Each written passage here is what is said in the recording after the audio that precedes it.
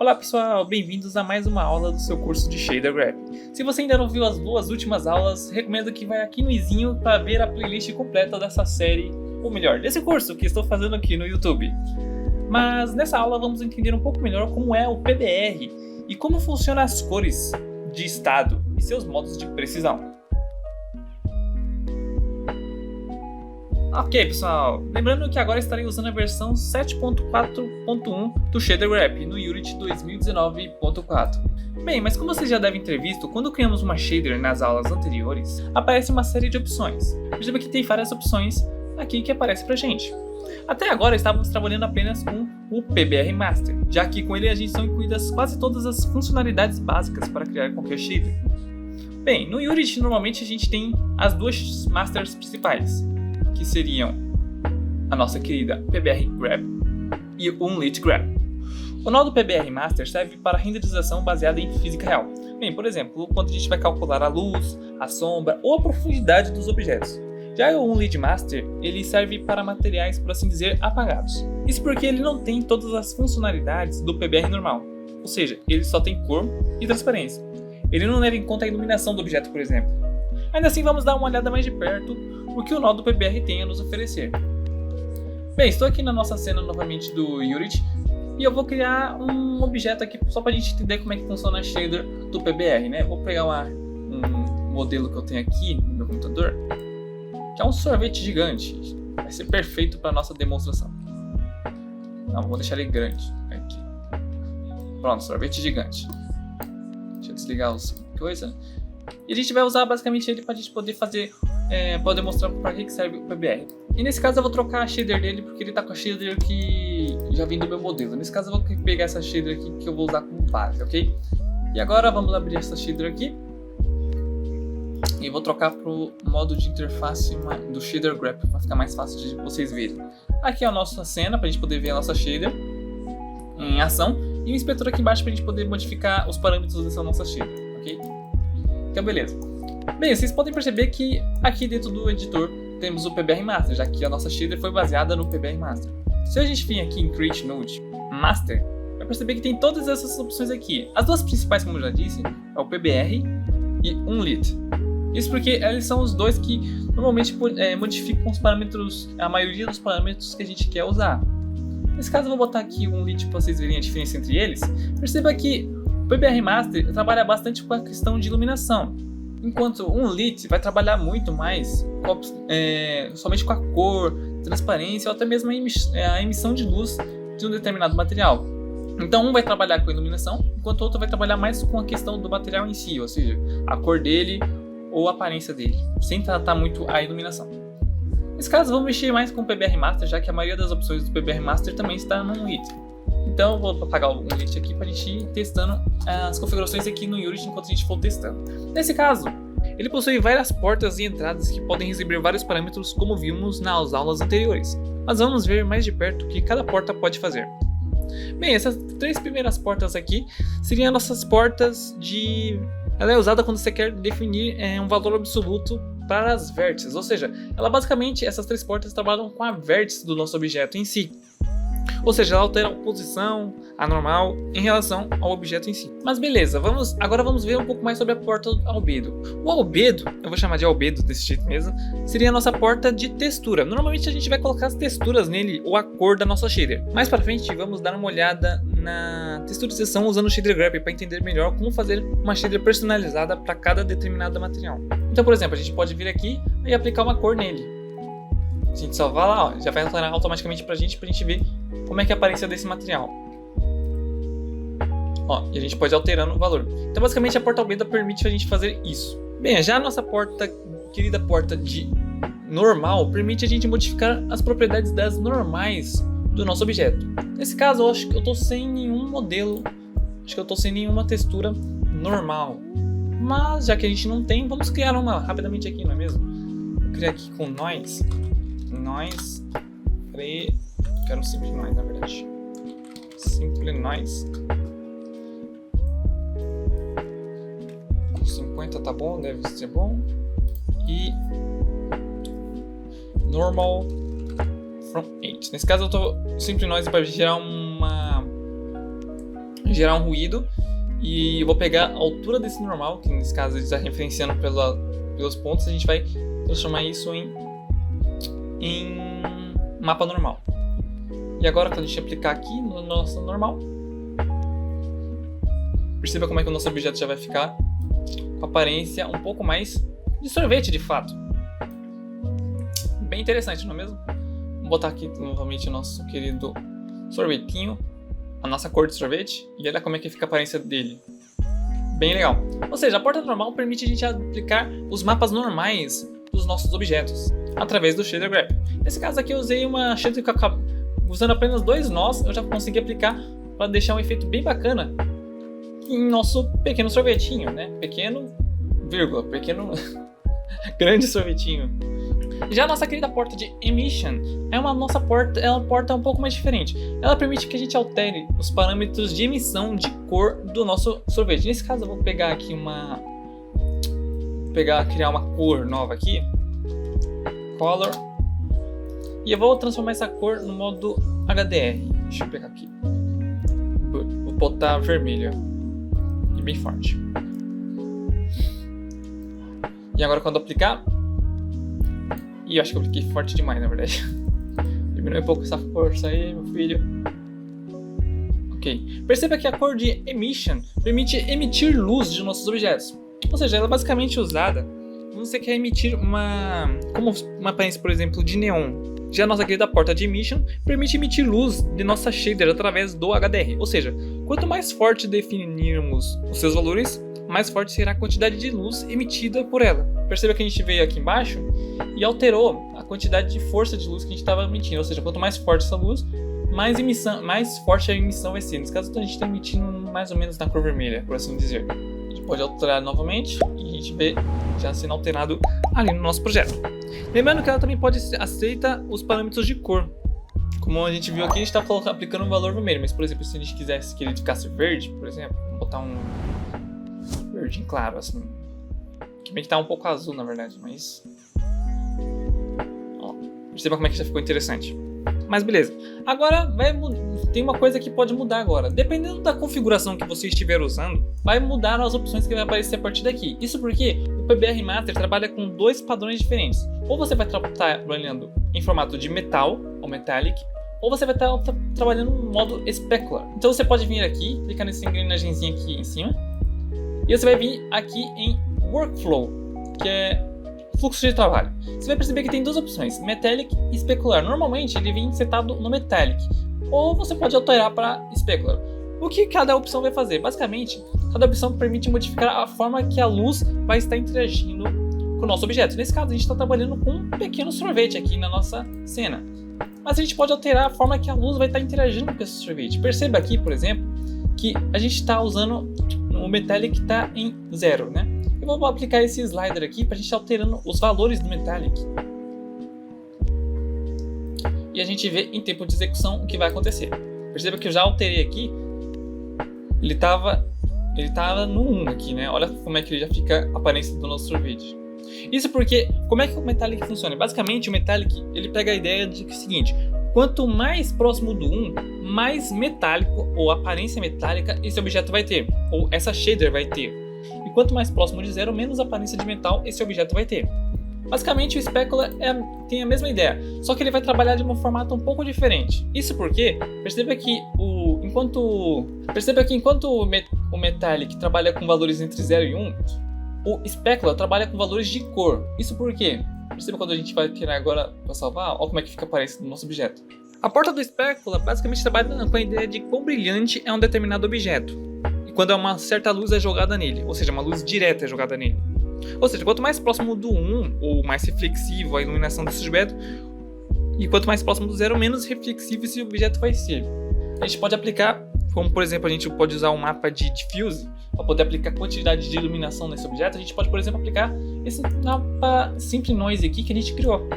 Perceba que ele tem as áreas um pouco mais escuras e outras áreas dessa imagem um pouco mais claras. A gente pode usar essa imagem, por exemplo, para definir onde vai estar mais brilhante o nosso sorvete. Então vamos aqui aplicar rapidamente, vocês darem uma olhada. Ó, save. Perceba como é que já ficou bem diferente a aparência do nosso sorvete e também a iluminação que é incidida sobre ele. Então é basicamente desse jeito que o PBR trabalha. Nesse caso eu vou vou criar uma nova propriedade de cor aqui para vocês verem. Vou escrever specular. E a gente vai testar várias aparências para esse nosso querido sorvete aqui. Nesse caso eu vou pegar a mesma cor ali. Então vamos alterar a cor dele aqui para a gente ver como é que vai ficar a aparência. Perceba que quando eu vou alterando, ele vai alterando a propriedade de como a luz é aplicada sobre esse objeto. Perceba que é aplicada sobre todo objeto, ok? Então, por exemplo, onde as áreas que estavam com pouca iluminação, perceba que o sol nesse caso estaria vindo daquela região. Ela bate, perceba como é que a iluminação das sombras aqui do nosso objeto fica bem mais clara. Agora, quanto mais eu vou alterando esse padrão aqui, ó, para mais escuro, perceba como é que ele vai alterando, tá vendo? Isso é como se a gente alterasse a propriedade de cor quando é aplicada na sombra, quando você não tem iluminação direta sobre um determinado objeto. E a gente pode fazer isso alterando também a propriedade de Smooth, que é a nossa próxima porta. O Smooth trabalha juntamente com o Specular e o Metallic. Isso porque a porta de Smooth é quem controla o quão reflexível é um determinado objeto. Nesse caso eu estou com o nosso slider aqui, novamente eu vou aplicar aqui na porta de Smooth junto com o nosso Specular, para a gente ir alterando os valores para a gente ir testando. Perceba aqui, ó, como é que já ficou a aparência do nosso sorvete. E eu vou alterando esse valor aqui. Perceba que onde o nosso Specular está aplicando, está recebendo a cor, a gente também está alterando através do slider para poder saber quão forte é essa aplicação dessa cor que a gente está aplicando. Nesse caso eu estou olhando uma área bem interessante aqui do modelo, que nesse caso seria a divisão entre a parte que está sendo refletida pelo sol, onde a luz está incidindo sobre o objeto e onde ela não está. E a gente pode ir alterando esses valores para poder ter uma aparência bacana do nosso objeto.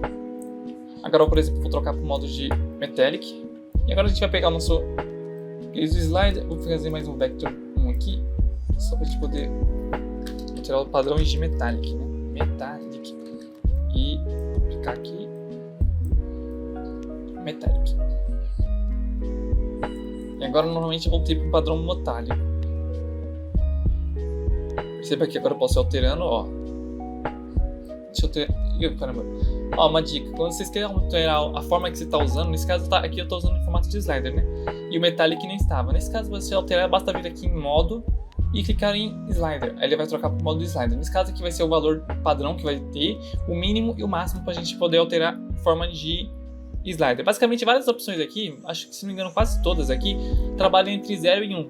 Então vocês basicamente podem trocar o valor entre 0 e 1 através do slider, que facilita bastante quando você está testando shaders. Basicamente é isso que a gente faz normalmente no Shader Wrap. Normalmente a gente pega uma shader base, cria ela e vai modificando para ter a aparência que a gente deseja.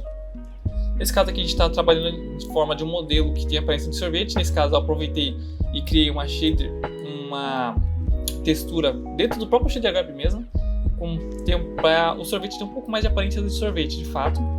E a gente agora está alterando os seus valores para poder melhorar a aparência dessa shader. Então a gente pode ir alterando um pouco mais as aparências do sorvete. Nesse caso, o sorvete costuma ter um pouco um reflexo até que nesse caso bastante. Então a gente pode ir alterando um pouco mais o slider que controla o smoothness aqui, né? A gente vai aqui o smoothness é controlado pelo número do slider. Nesse caso eu posso até trocar o nome, né, aqui, que eu acho que deve estar confundido vocês. Vou trocar para smoothness. Ok, vou salvar. Já altera aqui embaixo. E beleza, agora temos um smoothness aqui também. E a gente pode ir alterando o valor para deixar. Nesse caso, perceba que eu vou alterando, ó, como é que vai deixando a aparência. Metallic vai sempre deixar um material um pouco com aparência mais metálica, enquanto o smoothness vai estar controlando o quão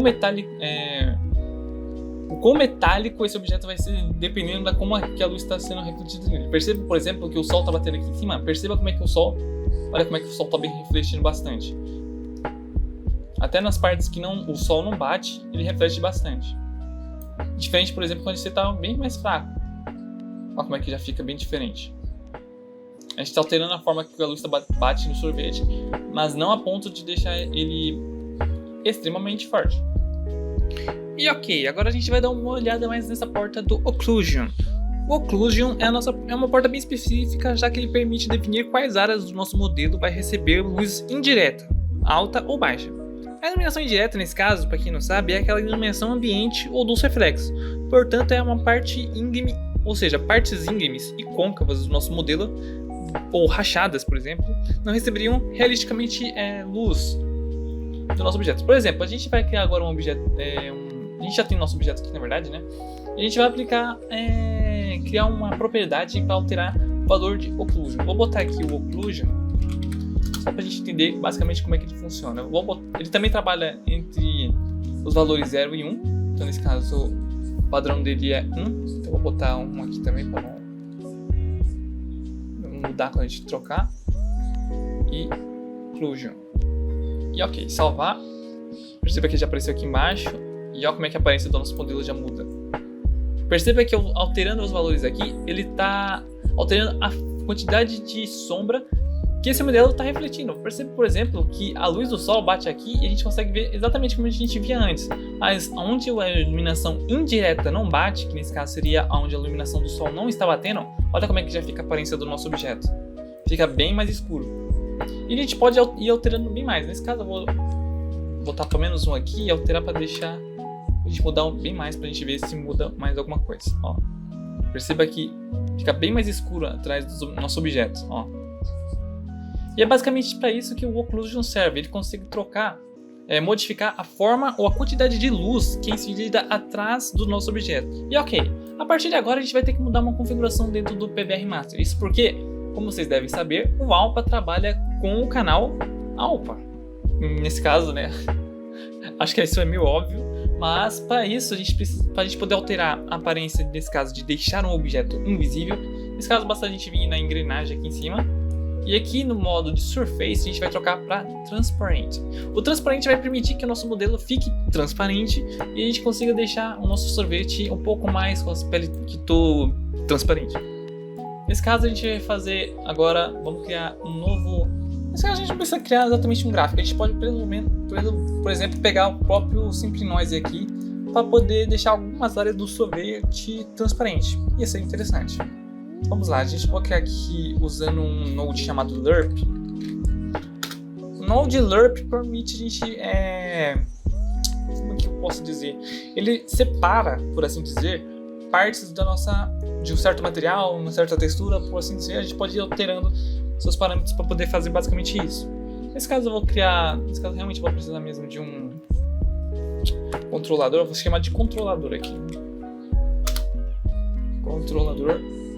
Que é ele que vai modificar o quão forte vai ser essa separação do nosso sorvete. Então vamos lá.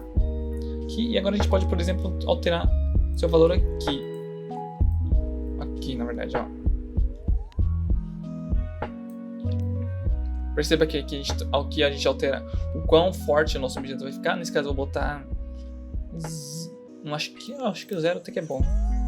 E aqui a gente vai controlar o quão forte a gente vai tirar a força. Eu vou deixar 1 aqui. Isso. Então aqui vai ficar 0. A gente vai colocar aqui o controlador para controlar. E a saída dele a gente vai colocar no alpha, que é onde a gente quer mudar a aparência do nosso sorvete. Vamos salvar. Perceba que não vai mudar muita coisa, eu acho. Vamos ver. Não vai mudar muita coisa, porque a gente apenas usou a mesma textura. A gente não fez nenhuma separação ainda. Então ele está compilando a shader. E já nesse caso já ficou mesmo. E a gente pode agora alterar a transparência do nosso sorvete. Perceba que o canal 1, nesse caso a gente não está mudando nada do sorvete. O sorvete está exatamente como está.